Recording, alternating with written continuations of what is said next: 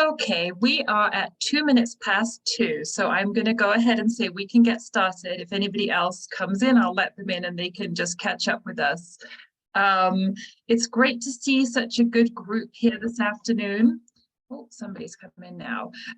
Thank you for spending an hour with me this afternoon, learning about tutoring online using Zoom.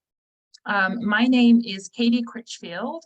I know a whole lot of you because I see plenty of North Hills tutors here. I am the program coordinator for the North Hills, but I wanted to welcome all of you to this presentation this afternoon. My email is here on this very first slide. It's kcritchfield@literacypittsburgh.org. We're going to be covering quite a lot of material today, so you may have questions at the end of our session, or there may be, follow-up things that we didn't get to. So please do feel free to reach out to me with any questions. And I'm more than happy to support you one-on-one with your online teaching. So because we have a big group today, we're not going to have everybody unmute and introduce themselves, but I would like to do a couple of things. I'm going to try to make today's session as interactive as possible. So we're going to start by trying out reactions on Zoom. I don't know if you've used those before. Usually when you are in Zoom, you'll have a menu bar at the bottom of your screen with a whole load of options on there. That's where things like the mute button, the turn on your video button, the chat, all of that. On there, you hopefully will see an option to share a reaction, and it will look like a little smiley face. What I would like you to do is to give me a thumbs up reaction if you have tutored online using Zoom before or a different digital platform, and a heart reaction if you have not.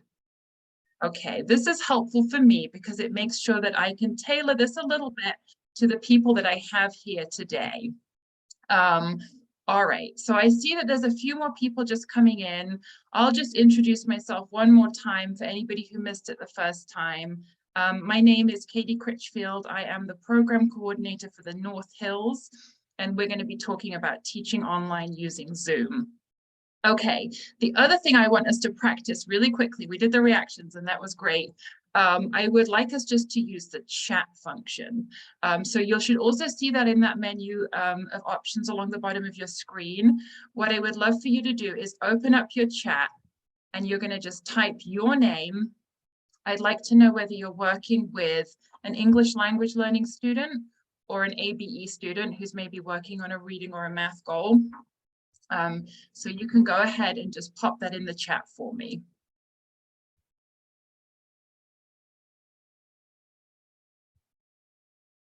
And if anybody is not able to locate the chat, please let me know.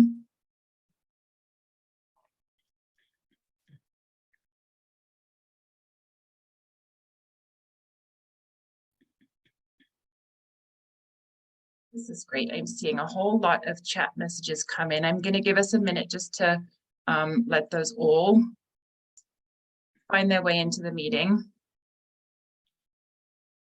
As if anybody has not been able to find the chat, just give me a wave or feel free to unmute yourself and tell me.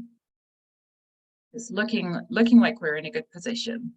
So that is wonderful. All right, now since my Zoom crashed for a moment, I lost my screen share, so I'm going to bring that back up.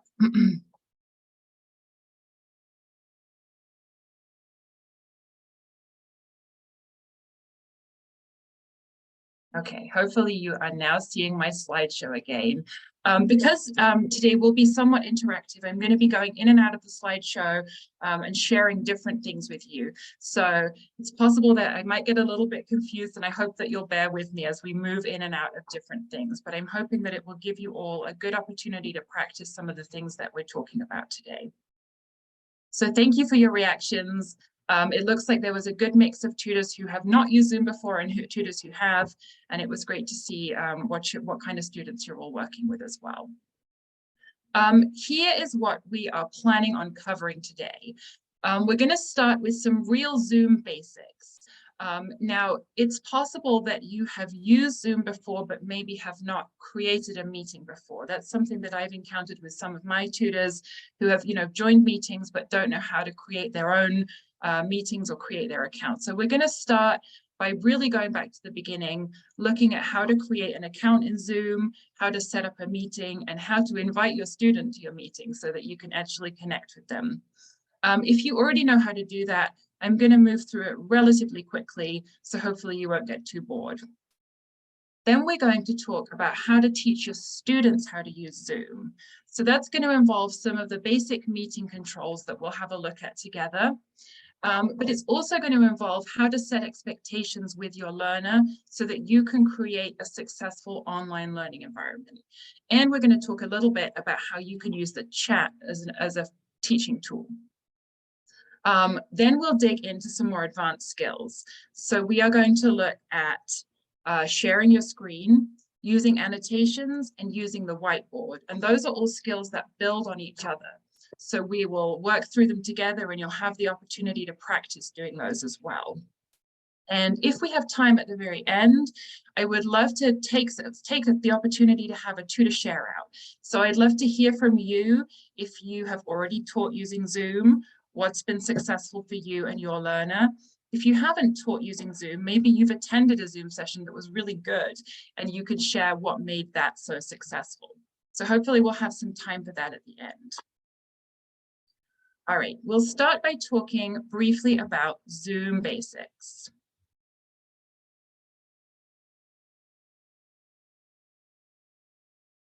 Okay.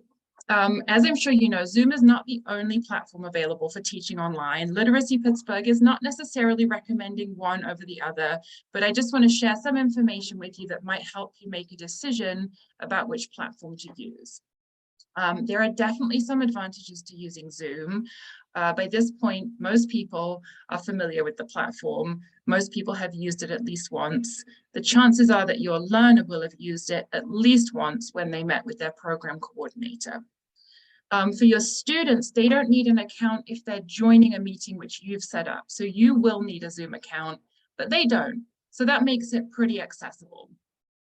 The other great thing about Zoom is that there's lots of features in the meeting, and some of those we're going to explore today. We honestly don't have time to explore everything today. And the settings are also almost endlessly customizable. So you can log into your Zoom account and change just about everything relating to your Zoom meeting. Now, that can also be a disadvantage because it can make it excessively complicated, especially if you're just getting started with the program. You could maybe wonder why there's about 100 different settings that you can alter to change the way your meeting looks. There's also a website and an app if you're using Zoom on your computer, which can mean that it's just a lot to learn right at the beginning. And the big disadvantage of Zoom is that there is a 40-minute meeting limit for users who have a free Zoom account. And as you know, your tutoring sessions are almost certainly longer than 40 minutes. That doesn't mean that you can't use Zoom, but what it will mean is that you will have to probably use 2 meetings with your student. So the best thing to do if you're using the free Zoom account is you let it get close to the 40 minutes. It will give you a warning, I think at 5 minutes, that your meeting time is coming to an end. So you and your students can figure out together a good stopping point. Then you can end the meeting and log right back in. An important tip to mention is that you actually don't need to create a new meeting. You can use that same meeting link with your student a second time over. So just, there's the potential issue of communicating that with your student, but once you get used to that, I think you'll find that it's not too disruptive and it works okay for you and your learner. I have a little top tip. If you came to my talk on Google Meet, you might already know about this, but I'm going to share it again because I really like it. I like to set a sound notification when someone joins or leaves the meeting. That was really useful for me today when I had people coming into the meeting room, into the waiting room, and I had to admit them into the meeting. So I had it set up to play a little sound notification that I heard just to alert me that somebody was there in my waiting room. And that helps you to avoid a situation where your student has joined your meeting and you don't even know that they're there. So if you want to do that too, you would log into your Zoom account online. You would look for the settings, and you would look for the in-meeting basic settings that I've noted here with this big blue arrow. And then you'll scroll down until you see this option to play a sound notification when someone joins or leaves your meeting, and you'll toggle it on here using this little blue button at the side. That's one of my top tips for Zoom. All right, I'm going to show you, oh, it looks like there might be a question. Go ahead. I'm finding myself taking notes madly, and what I'd like to know is, will we have access to this PowerPoint presentation when you're finished? Yes, that's a great question. Thank you for asking that. I should have mentioned that at the beginning. I can certainly share slides from this presentation with you. The other thing to mention is that we are recording this Tutor Talk right now, and we will upload it to our YouTube channel, so you can go back and watch it again. So I would say maybe don't worry too much about the notes. You can get the slides, and you can also go back and watch it at a later point as well. Because if you are new to the platform, it is a lot of information and it can feel a little overwhelming. Thank you, Linda, for asking that question. And I will say I'm also really, really happy to stop at any point and answer questions. And I have some built-in moments where I'm going to check to see if anybody has questions as well. So feel free to ask me questions at any point in the chat, or just unmute yourself. You know, I want this to be a collaborative and interactive session for us. Okay, so for those of you who have not yet created a Zoom account, we're going to look at the steps to do that. The best place to do that is on the Zoom website. I think you might be able to create your account on the app as well, but I did it on the website, and this is the way that I found it to be easiest. I took these screenshots within the last 10 days. So this is all current information as of now, which is March.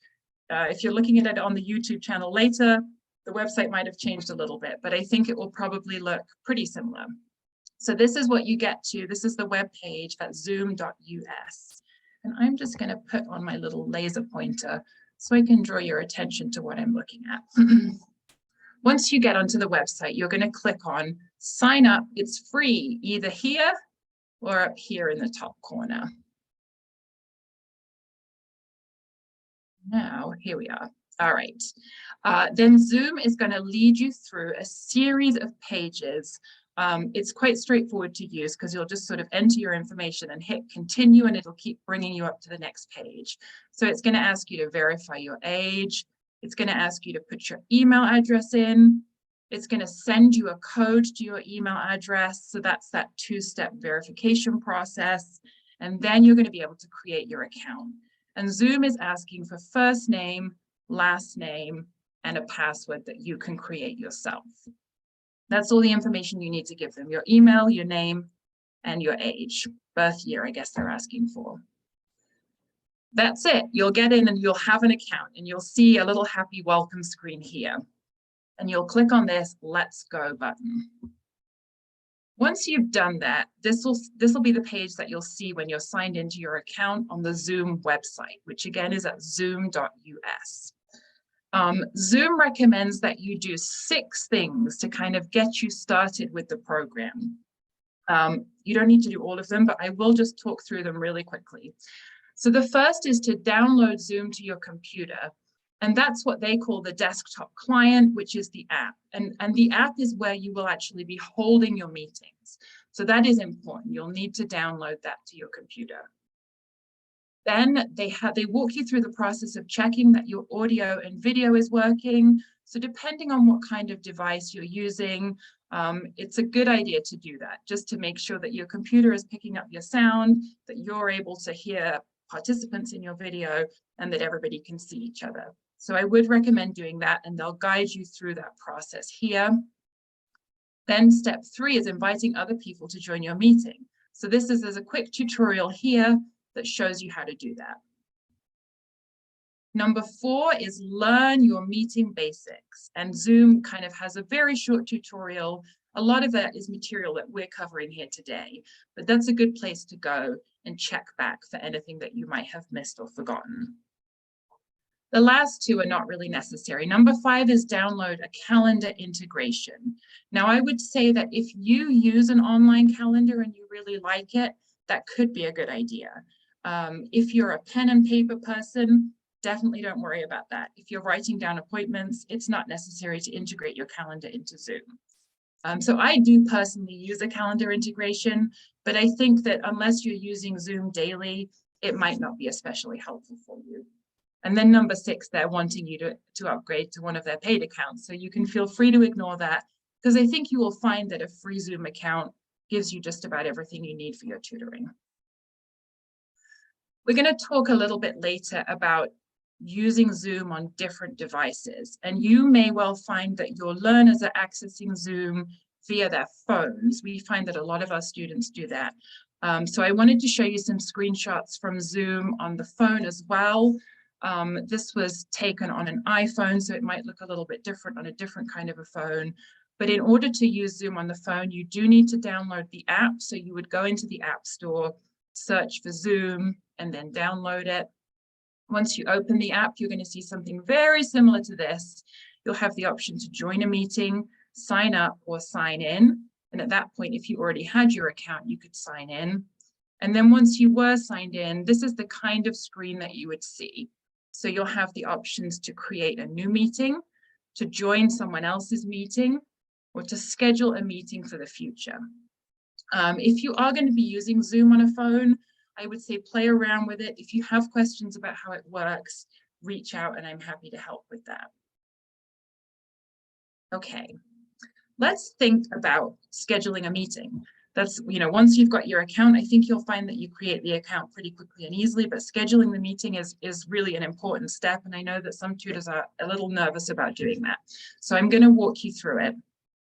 We'll have a look at doing it on the website and in the app as well. So this is on the website. This is at zoom.us, and I've signed into my account already. And then I use this button up in the top corner where it says schedule. And I got this page that they kind of automatically opened for me. And this is what I could fill out with my meeting information. So I was able to give it a title. I called it Katy Tutor Meeting. I put the date and the time of the meeting and the duration. Now, I will say that the date and the time and the duration are not like binding. So if you made a meeting for tomorrow and then you wanted to have it today instead, you actually could start that meeting early, or you could start it late. So the date and the time and the duration are there to kind of help you as you're thinking about scheduling it. And if you have that calendar integration, it's going to put it on your calendar. So if you use an online calendar like Gmail calendar, it would put it on there at that time. So do put in the correct time, but if you end up starting a meeting with your student 30 minutes late or 30 minutes early, that meeting link will still work. You don't need to create a new meeting link.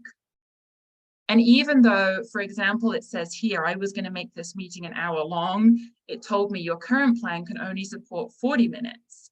But I was able to put an hour as the duration. And now it will still kick me off after 40 minutes and I would have to start the meeting again, but I could still say that I wanted the meeting to be 1 hour.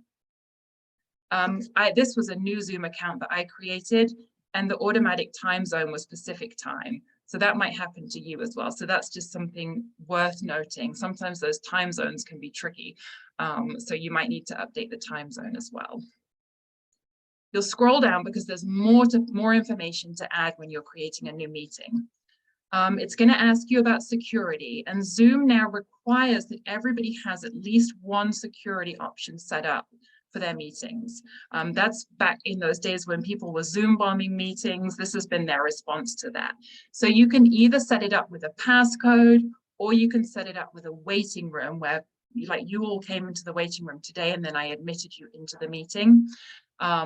I like the waiting room myself because I don't like to give students a passcode as well. I think it's kind of overly complicated, but you can choose which option you prefer, or you can have both options as well. You can choose whether you want video to be turned on automatically for the host and the participants. And that doesn't mean that you can't turn it off, but it's just that when people join your meeting, will their camera be off or on? And then there's some additional options that you can select down at the bottom. And you will hit save. And Zoom then gives you this little handy summary of your meeting. So it will tell you the name, the date and the time. It'll give you your meeting ID, your passcode, and the invite link. Now, at this point, you could start your meeting at any time. Like I said, you don't actually have to wait till the start of the meeting. But what you can also do from here is copy the invitation. And when you click on that button, you're going to see this little pop-up here. And this has got all of your Zoom information. And this is the perfect time to copy it so that you could paste it into an email to your student. So you've gone through all the steps to create your meeting. How do you invite your student to join? This is the stage that you would do that. You could copy the meeting invitation just using this button down at the bottom, and then you could just use Control and V to paste it into an email and send it directly to your student. I'm just going to show you really quickly what that same process looks like in the app, and then I'm going to stop and see if anybody has any questions about these kind of Zoom setup procedures. So if you're doing this, the same thing, if you're trying to schedule your meeting and you've already downloaded the app, you can do it directly in the app instead of on the website.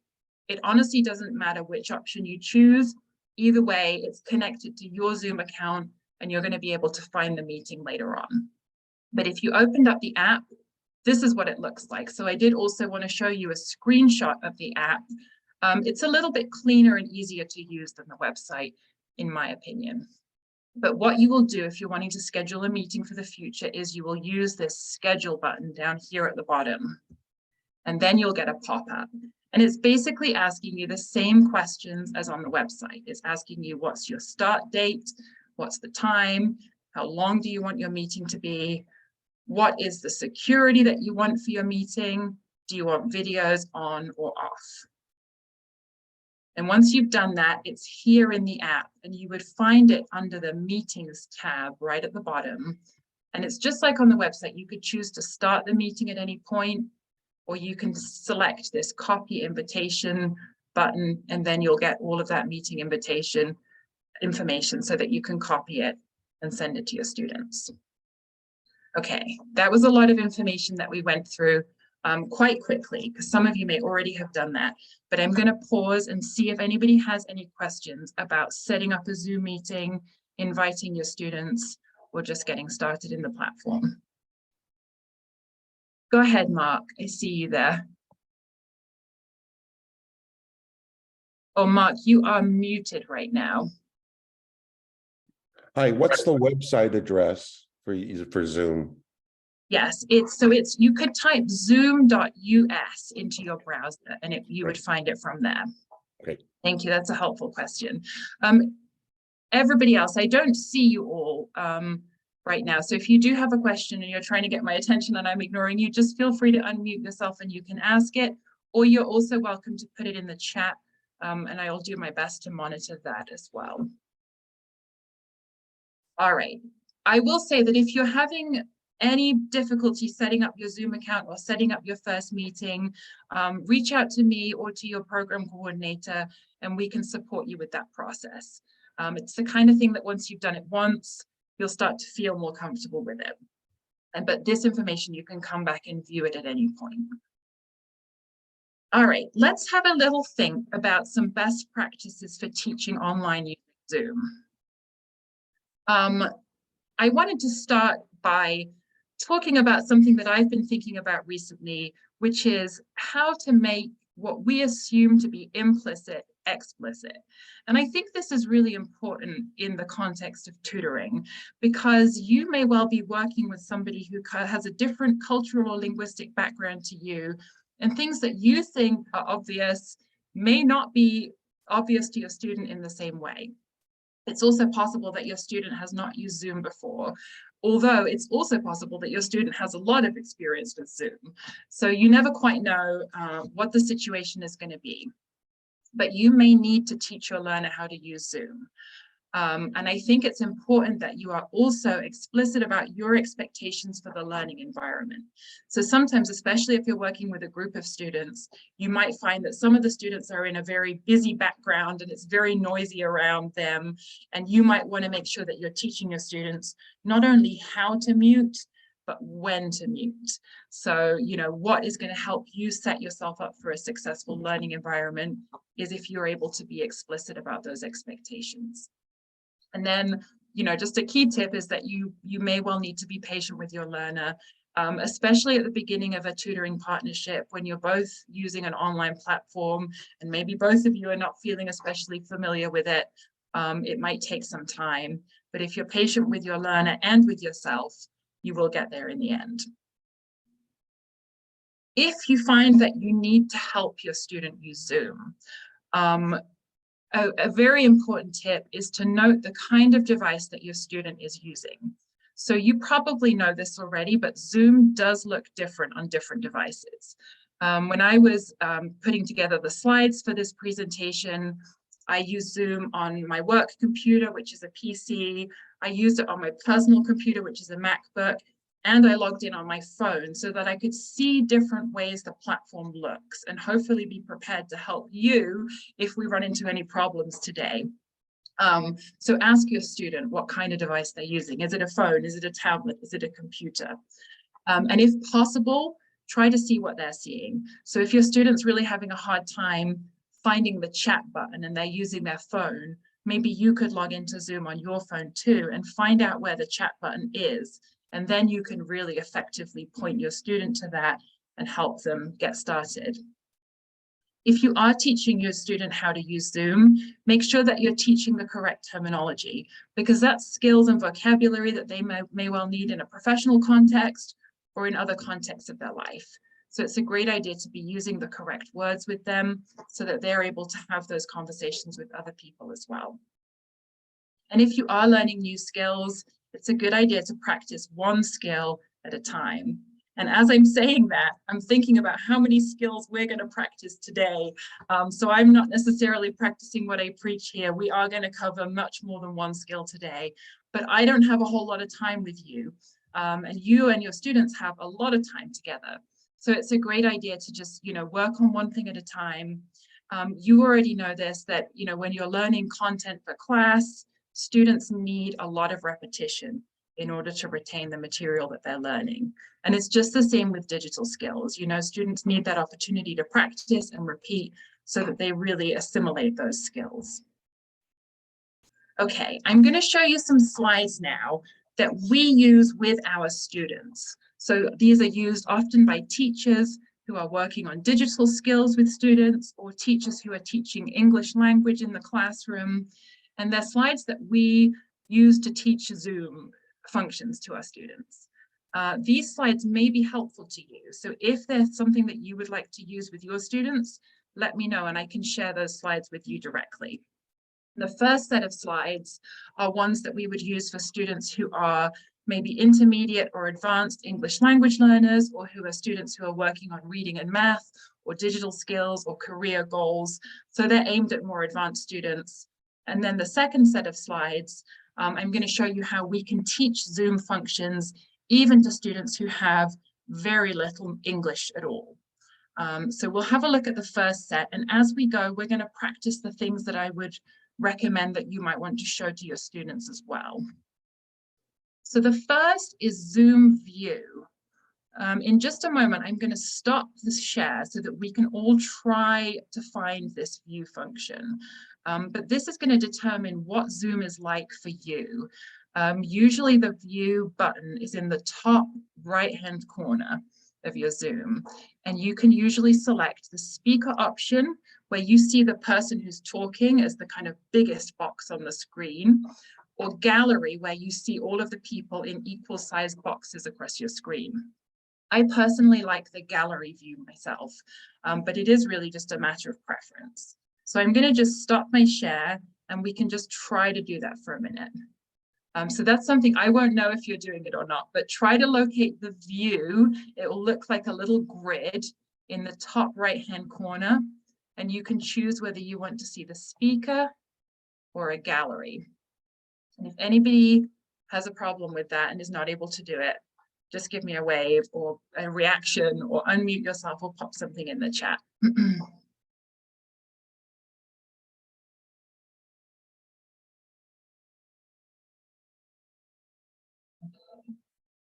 So that can be a helpful one to show to your learner, because that will affect the way that they are able to interact, especially if you're working with a group. It might be nice for them to be able to see all of their classmates at one time. All right, changing your name on Zoom. This is another thing that you might appreciate being able to show your learner how to do.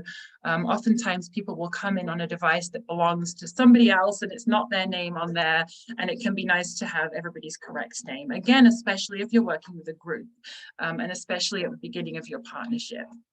So the way to change the name that's displayed on your Zoom account is by selecting the participants. I'm just going to pull up my laser pointer again. Participants on the menu bar at the bottom. And you'll see it usually comes up in like a little sidebar, the list of different people who are in the meeting. You'll hover over your name and click more. Then you'll click on rename and you'll get a little pop-up window where you can type your name and then click rename again. And that's it. You only need to do that once for the meeting. So if anybody wants to give that a try, if you don't have a name on there or if it's not the right name, you can feel free just to take a minute to do that now. And if you have any problems with it, you can let me know.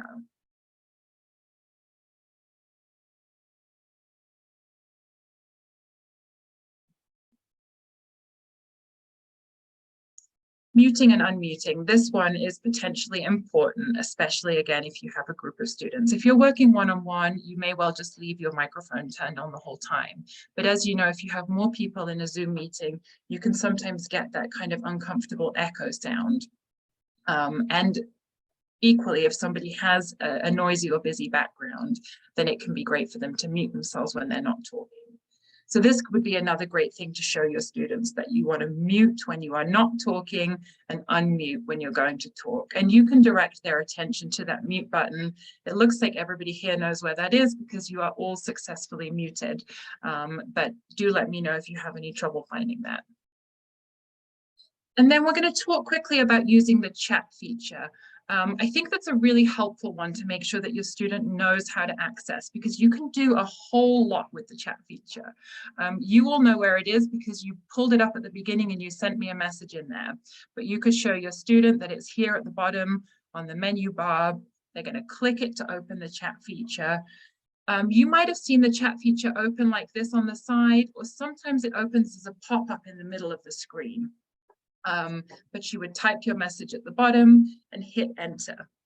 I was talking with a tutor who uses the chat at the beginning of every class to do dictation with her students. So she works with a small group of English language learners, and she begins every class by reading out some sentences, usually tied to whatever theme she's working on that week, and has her students type their transcripts of that dictation directly into the chat.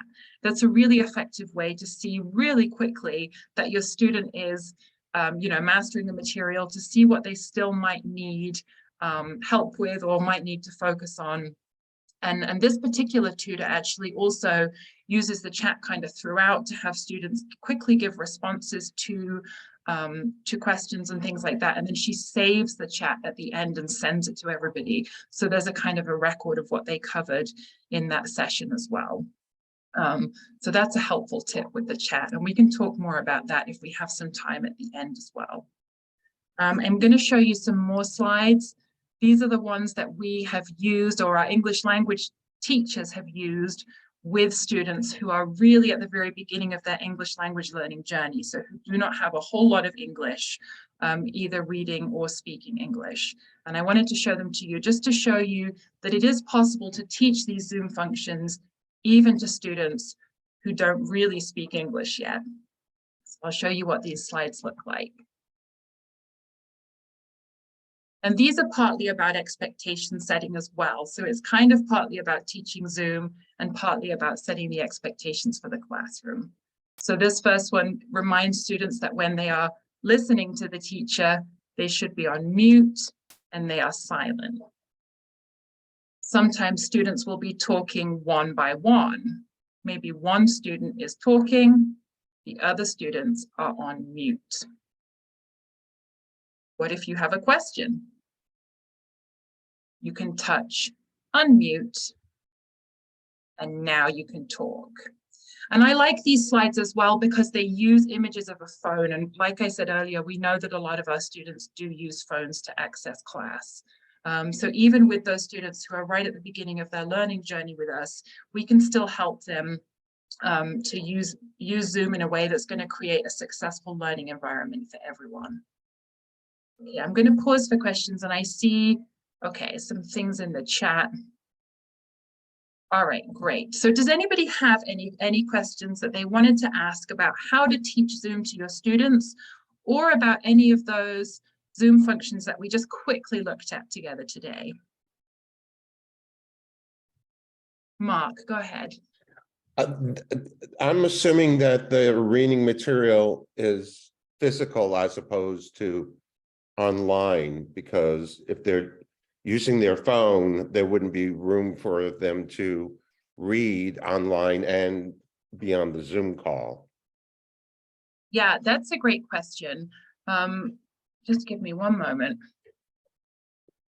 Okay, I'm hoping everybody hears me. I had just found that my speaker had come unplugged there. Yes, a lot of our students are working with physical materials as well. So when you get started with a student, we usually would send a book to you and to your students, so you'll both have a copy of the physical material. You're right that it is a very different learning experience if a student is using their phone than if they're using a computer, because things like screen sharing and things like that are not going to work as effectively if they only have a little tiny screen to look at. So that's something that it's worth kind of thinking through and maybe making some adjustments to make sure that the learning environment is working effectively based on the realities of your situation and your learner's situation too. Janet, I see that you have your hand raised. Go ahead. Is it possible, I know it's possible, but is it too difficult to share video and share audio?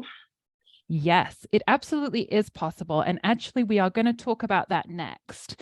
So we'll talk about sharing the screen and then doing some other things based on sharing the screen. And it's not especially difficult. It's the kind of thing that you'll probably need to practice to feel comfortable with it. And, sometimes when you get to be more comfortable with Zoom and your students get to be more comfortable with Zoom, you can also teach them how to do the more complicated stuff that we're going to look at next. So things like sharing your screen, that can be a great skill for your students to learn as well. Any more questions before we move on to our more advanced section, which is also going to be a little more interactive? All right, well, do feel free to stop me. And I'm happy to answer questions as we go. Okay, so we're going to look at some advanced Zoom functions. You don't need these. So your learning environment, as I said, can just be, you can use Zoom as a tool to connect with your students. You'll have your books and it can just sort of be the way that you're talking to each other, if that makes sense. But there is more that you can do to make it, a better and more interactive learning environment and make the most of the online aspect of it, rather than just sort of using it as that tool to connection. You can kind of do a whole lot more with it. So we're going to look today at closed captions, reactions we actually already did, sharing your screen, annotations, and using the whiteboard. Closed captioning can be helpful, especially if you're working with English language learners who might be glad of a transcript of the things that you're saying. If you are the host, this is a screenshot that I took last week when I was setting this slideshow up, and you would access it. Let me just bring back my annotation to show you what I'm doing. You would use this show captions button down in your menu bar, and you'll get a little pop-up that asks you which language the captions are going to be in. It'll probably be English, and you'll click on save. Now, when I was practicing this, I did find that captions didn't always work for me. So I think it's one of those things that you sometimes have to go into your Zoom settings and allow captions in there. I've tried to turn them on now, but I think you will also have to turn them on your end. So even though I've put them on, I'm now seeing them on my screen, but I'm not sure if you are seeing them on yours. If you want to try turning them on, you can find the CC button that, you know, it looks like this on the screen, the little CC inside the box, and you can click on it to say show captions. Anybody having trouble with that or want some more time spent on that? I think we're probably good. And I don't want to do too much on that because the rest of this that we're going to cover is going to take a little bit more time. So I'm going to try to turn this off because I actually find it quite distracting sometimes to have those captions on there. But I do know tutors who really like them, especially tutors who are working with English language learners. So I think it's worth telling you about them. Okay. Reactions, we talked about those already, so you know where they are. They're on that little menu bar at the bottom. These are the 6 that are there by default, and when you put a reaction on, it stays hovering over your little profile picture for 10 seconds, I believe is what Zoom says. You could use this like I did today, like if you think the answer to this is A, you can give me the thumbs up. And if you think the answer is B, you can give me the waving emoji. You know, it can be a way to get some really fast feedback from your students, to get them to give you answers in different ways, and just to kind of make the environment a little bit fun. All right, the screen share. Okay, so you may want to share a screen for many different reasons. If you're working with an English language learner and you are working with the Standout Book series, the chances are that you will need to share your screen so that you can share audio or video content with your student.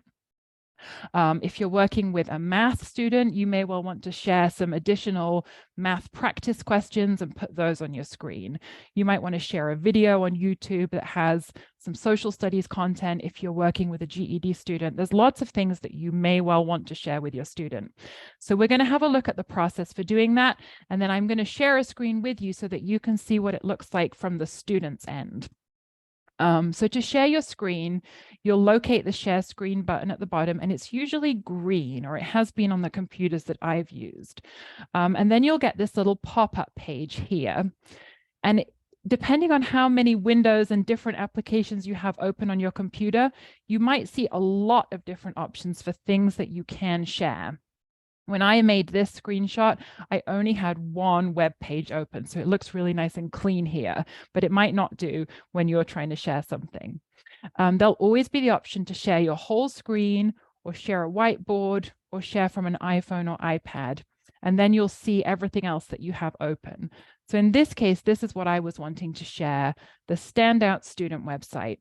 And when I click on that, I would see that it would get this blue frame around it. So the blue frame right now is around the screen, but that goes around whatever it is that you're going to share. And I do want to just point out something really important. If you are going to be sharing audio or video, it's really important that you select this little share sound button in the bottom left-hand corner. Otherwise, your sound will not transmit from your computer to your students' devices. There is also the option to optimize for a video clip. Sometimes I find that that makes the screen share go a little bit jumpy and weird. I would say experiment with that. You can share video without optimizing for the video clip, and you can try it out with or without that option and see what works better for you. And then you'll click on the share button.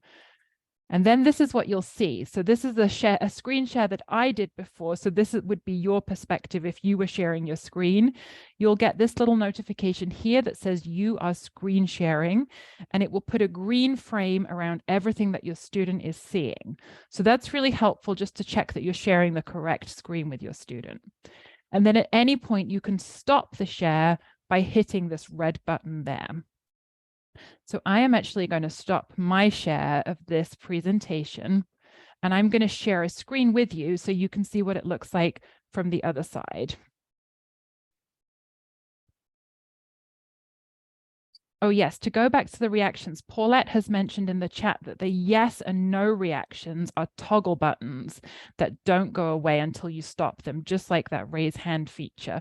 So if you raise your hand, it stays there. It doesn't last for just 10 seconds like the you know, the smiley face or whatever. So I'm going to share my screen with you. I'm going to share the Standout website. So if you're working with an English language learner, you may well have seen this website before. This is the place that you would go to share audio and video files from the book with your student.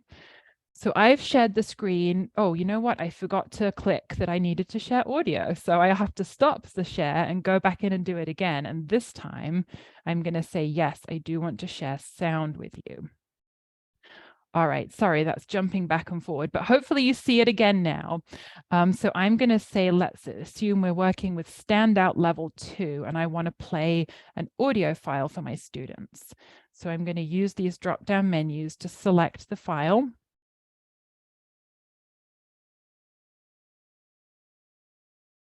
And you will be seeing as I do all of this, I hope. And then I'm going to play it for you. And again, hopefully you'll hear it if I've done it correctly. So we'll just listen to a few seconds and then you can give me a literal thumbs up or reaction to tell me that you're hearing it. Excuse me. I want to buy these sneakers, gloves, and these socks. How much are they? Is it Well, working? let's see. The sneakers are $15. The gloves are $10. Okay, great. So that's how you would share your audio files with your students. We went through that pretty quickly. So that's something, again, I'm happy to share those screens with you, the screenshots that I took that kind of show you that process. Or I'm also happy to talk that through with you one-on-one if you don't feel like you got it already. Okay. Building on the screen share is annotation. So annotation allows you to share your screen and then write on the screen that you've shared. So I'm going to show you how to do that, first of all, from my point of view, and then we'll practice doing that together. So here's a screen share that I did. So your first step is to share the screen. So I have this worksheet. I shared the screen with the worksheet on. And then I selected the annotate option here on the menu button. And that brings up, I'm going to put back my laser pointer on, that brings up this second menu bar that usually jumps to the top. You can drag and move it around if it's in your way. And this is the annotate menu. So this then gives you tools to draw directly on your screen. So you can put text in there. You can draw, like just draw lines or circles or whatever. There are some stamps like a tick and a cross. You can use the laser pointer, which is what I'm doing right now. You can change the color of your text and you can clear everything right off there. So this may be a little confusing, but I'm going to show it to you now so that you can actually experience it and see what it might be like if this was something that you were going to use with your student. So I'm going to stop my share again and I'm going to start a new one. Okay, hopefully you now are seeing this worksheet. In order for you to annotate, you will likely see close to the top of your screen, Katy Critchfield is sharing a screen with you, like in a little green bar. And if you click that, look, there should be kind of a menu option at the side of that. If you click that, you are likely to see annotate or edit. So go ahead and do that. And you can then draw directly on here. So I see Paulette is already putting some hearts on there. That's fantastic. Okay, great. It looks like, so I'm seeing who's doing this. I can see your little name next to all of the things that you're putting right there on the document. And you know, you could use this by, if you were actually working on this long division with your student, you might put a text box where, like, say if you were doing this first one, you would say, okay, we're doing division by 4s. So let's think about our 4 times table so that we're ready to approach this division. You know, 1 times 4 is 4, 2 times 4 is 8, 3 times 4 is 12. And this is what we need to get started with this. And then we can have a look at this. So we're going to start by dividing 4 into 9. And how many times does it go? And maybe you then use your pen to draw. Okay, it goes 2 with a remainder of 1. So you see how this could potentially be helpful to do with your students. Somebody said it's too hard. And then we can put, once we get it right, we can put a little tick by it to say, good job, we solved that problem. has anybody not been able to find the annotation? I can see a whole lot of annotations on here, so it looks like you're doing a great job. And there's the option to save this as well. So this can be good just to use like in the moment with your student. But if you end up with some really good work on there, you can also save it. And then it can be something that, you know, you hand on to your student for them to refer back to. Okay, I'm going to stop this share again. So thank you for all those very fast and great annotations. We're going to do another fun thing right at the end now. So now I have so many screens open that I'm trying to make sure I do the right thing. Okay, the very last thing kind of builds on those two skills. So we did sharing the screen, we did annotation, and now we're going to take a look at the whiteboard. The whiteboard is kind of a combination of both of those. So what you're basically doing when you open up a whiteboard is you're sharing a blank screen that you can then collaboratively edit together. And this can also be a really great tool for your online learning environment. So to access the whiteboard from your point of view, you'll select it in the menu. And here on my screen, it was down at the bottom. Sometimes it might not show. You might need to click on more. You might have too many menu options, but it's there in the whiteboards. Or you can also get to it via the share screen. But here I clicked on whiteboards and you get a little pop-up here and you would select the new button. It will ask you how you want to open the board. Oh, that's not what I wanted. Okay, hopefully that's back. It will ask you how you want to open it, either collaborating or presenting. Usually you're probably going to want to collaborate. That means everybody can edit the whiteboard. And then it will ask you if you want users to have access to the board after the meeting. You can choose yes or no, and then you'll hit open board. And this is what you'll see, an empty white space that everybody who's in your meeting can collaborate to fill. So your tools are on the left-hand side here. There's a draw option, there's shapes, you can do lines, a text box, the sticky notes, which I kind of like, and you can erase stuff as well. So I'm going to open up a whiteboard for us and you can see what it's like. So just give me one moment to stop sharing and then start the whiteboard.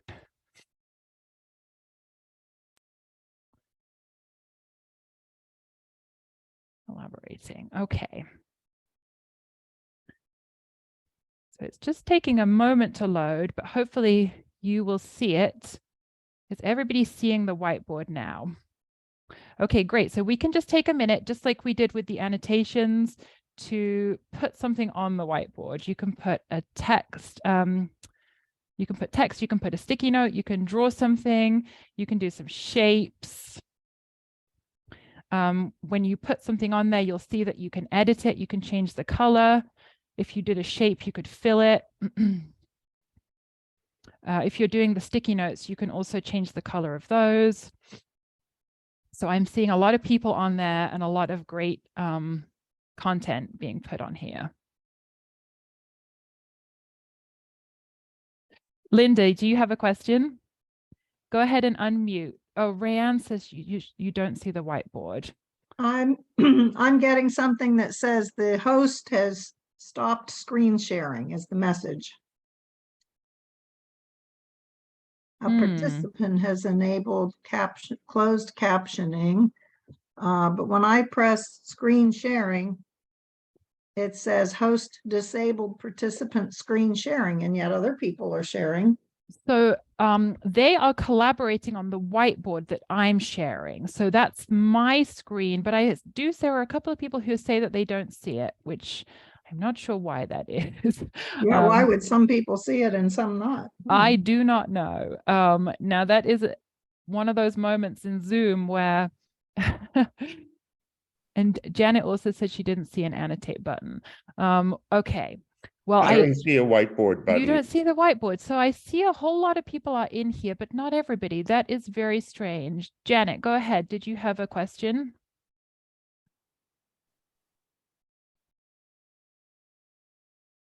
Yeah, sorry. Yeah, I can't. I'm seeing a gray screen instead of the whiteboard. Yeah. Well, Yeah. so I can see that out of our group, there are 14 people here and 11 of us are in it and 3 of us are not. So I have to say, I don't know why that is. I think we will have to move on from it for now. It could be to do with the version of Zoom that you're using is like maybe not talking well to the version of Zoom that I am using. You know, online stuff can be very difficult and we never exactly know what's going to happen. Kathy says she never saw the whiteboard button, but could add the text.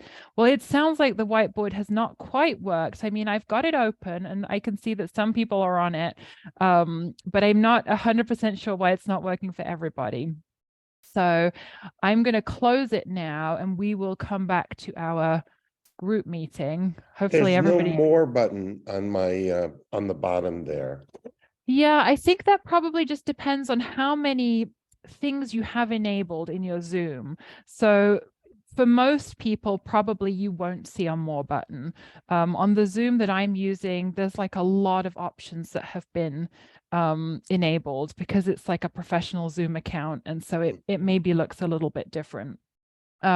With the whiteboard, I don't want to leave you hanging because I know that it didn't work for everybody and it is a good tool. So I would say that if it's something that you want to use and it's not working for you, please reach out and we will dig deeper into that. But I'm not going to try to troubleshoot it too much now today because it's going to take all of the rest of our time otherwise. All right. But it, you know, hopefully either way, that gives you an idea of something that could be useful for you and your learner and maybe spark some further thought. Okay, we are getting close to our time. So I'm going to see if anybody has any questions about any of those advanced features that we did not cover.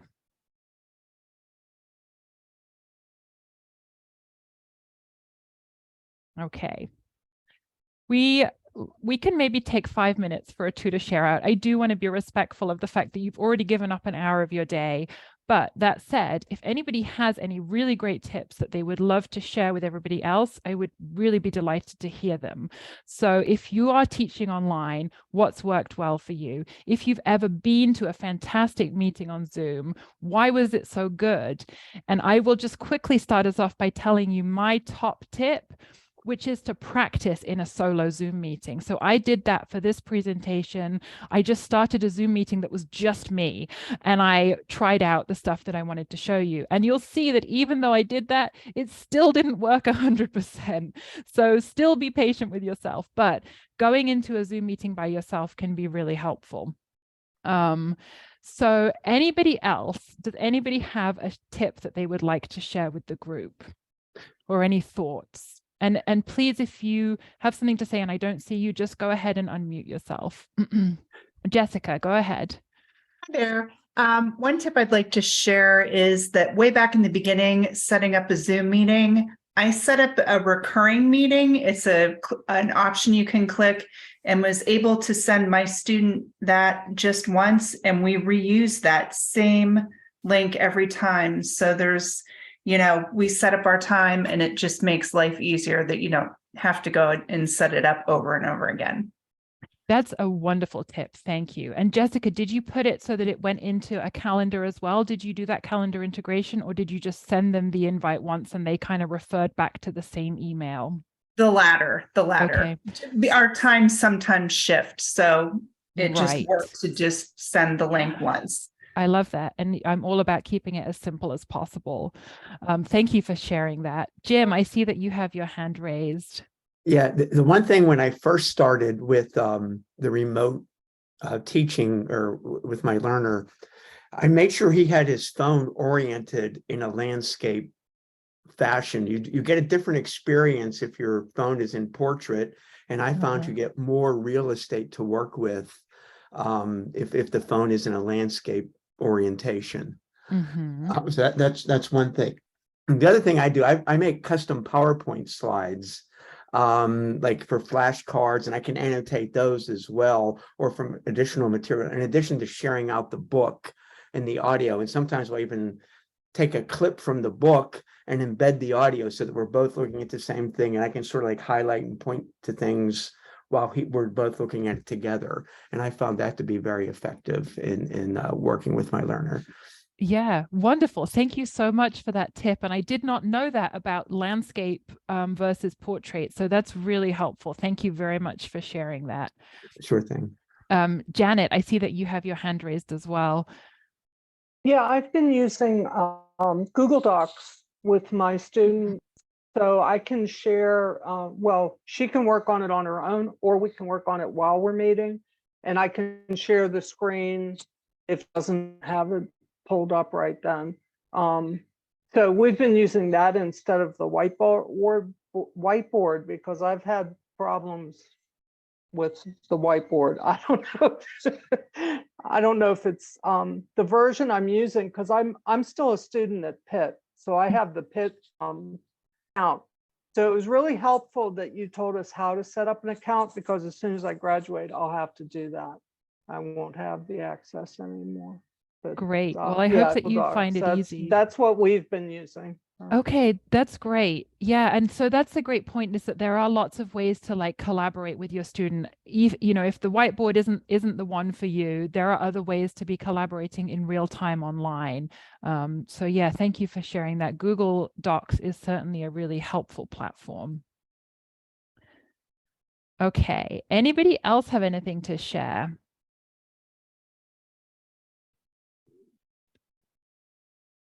I'm so glad we had a little bit of time to do that tutor share out, because that is in many ways the most helpful part of all, because you are the ones that are actually working with students week in and week out. So the tips that you can share with each other are really fantastic, and I appreciate that very much. Okay. Now I'm not sure where I am anymore on my presentation. Okay, any final thoughts or questions is where we are. We're right at the end. We made it. Doing these things on Zoom while you're trying to teach Zoom is like a whole thing. So I really appreciate your patience and sticking with me as we worked through it today.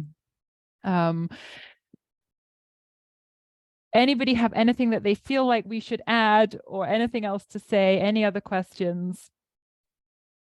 Where are you on YouTube? Great question. So if you go to YouTube and you search Literacy Pittsburgh Tutors, you'll see that we have a channel on YouTube.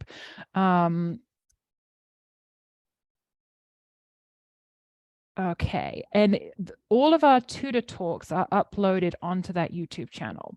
So if you ever miss a tutor talk and you want to go back, I mean, you kind of miss like the interactive part of it, but it's still a really great opportunity to go back and see what has been presented. And especially in the case of something like this Zoom one, if you forgot something or you want to go back over it in a little bit more detail, it can be great to do that.